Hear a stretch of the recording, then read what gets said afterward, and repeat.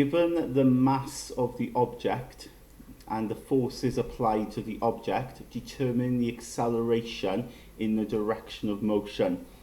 So the acceleration here, arrow, shows us the direction it's heading in. So this object is going to the right, and we can see the forces applied here. So it's kind of got like a forward force, or like a driving force of 20 newtons, but then there's something sort of pulling it back, like a resistance of 10 newtons.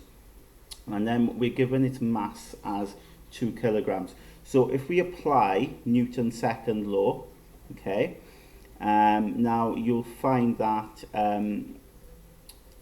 instead of writing Newton's second law all the time, we can just write N2L, okay? So you'll see me do that in future questions, because it's much easier to abbreviate Newton's second law like that, okay? So Newton's second law states that the resultant force is equal to the mass times the acceleration, okay? Now, if you think about the resultant force here, well, we've got a 20 newtons in the direction it's moving in, but there's 10 newtons sort of opposing it, pulling it back. So the overall resultant will be 20, subtract the 10. So in total now we've got a resultant force of 10, yeah? That would become 10 newtons, pushing it in the forward direction. Now its mass, okay, m here is 2 kilograms, so that would be 2, and then you're timesing it then by the acceleration. So the resultant force, 20 take away 10 is 10, and then equals to mass, which is 2 times the acceleration. And then to get a, we just obviously divide by 10, divide by 2, so 10 divided by 2 will be a, okay, and then that gives us an acceleration of 5 meters per second squared. With the second one, we are given here 2 pulling forces, okay, so it's moving this way again, yeah, but there are 2 forces combined here, 5 newtons and 2 newtons. So when I apply here Newton's second law, okay, N2L, Newton's second law, again, right, we're going to say the resultant force equals to mass times acceleration, okay.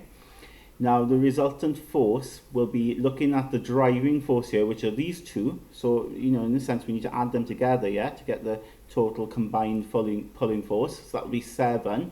But then there's 6 newtons opposing it, so we need to take away the resistance of 6, and that will equal to then the mass, which we're given in the question is 0.5, times then the acceleration. So if I add them, that's 7, take away 6 is 1, so I get 1 equals 0.5 times a, and then of course then we need to divide by 0.5 to get my a, alright, and then a will be 2 meters per second squared. Okay, so we have our acceleration there. With c then, you'll notice here that this force is greater than that force, okay, which is a bit strange, isn't it? Because the acceleration is going to the right, okay. But we always need to see that if the acceleration arrow is going that way, the object is actually moving that way, okay. It is moving to the right, despite the fact that this sort of resistance is sort of greater than the driving force. But what's probably happening here is that it's slowing down, okay. So if you think about it, if you're in a car and you're driving on the road, but then you need to come to a stop, you apply the brakes, you press on the brakes, and the car starts to slow down, and that braking force would be like this here. That would be your braking force, and it would be greater than the driving force. You need to sort of think of it like that. But it is going this way based on the fact that we've got the arrow of acceleration here. So again, if I apply Newton's second law, okay, so we always take this as positive, so we start off with a positive one, 35, take away then the resistance, which is 50, and that equals to the mass, which is 30 times the acceleration.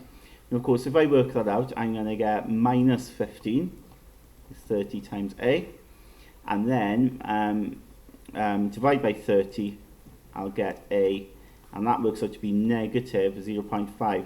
Now, negative means it literally is interpreting what we discussed earlier with this, in the sense that it is slowing down. So we've actually got a deceleration, yeah?